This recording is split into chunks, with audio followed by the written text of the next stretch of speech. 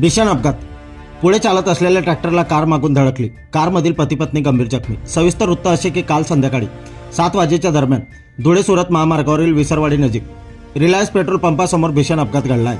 उसाने भरलेल्या ट्रॅक्टरला मागून भरधाव वेगात येणारी स्विफ्ट कार क्रमांक GJ19 AM 7285 ही कार भरधाव वेगात पुढे जात असलेल्या ट्रॅक्टरच्या मागच्या बाजूस धडकल्याने भीषण अपघात झाला आहे. कारमधील 2 जण गंभीर जखमी तर कारचे मोठे नुकसान झाले आहे.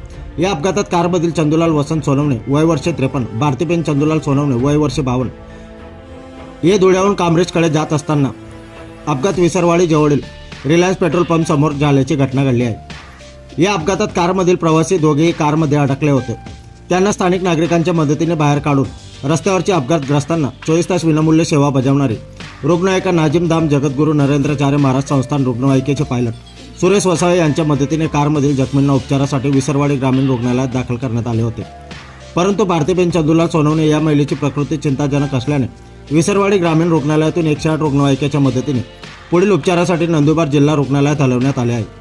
आपल्या परिवर्तन 24 न्यूजसाठी योगेश कर्णा, नंदुरबार जिल्हा ग्रामीण प्रतिनिधी. धुळ्याहून सुरत जात होते.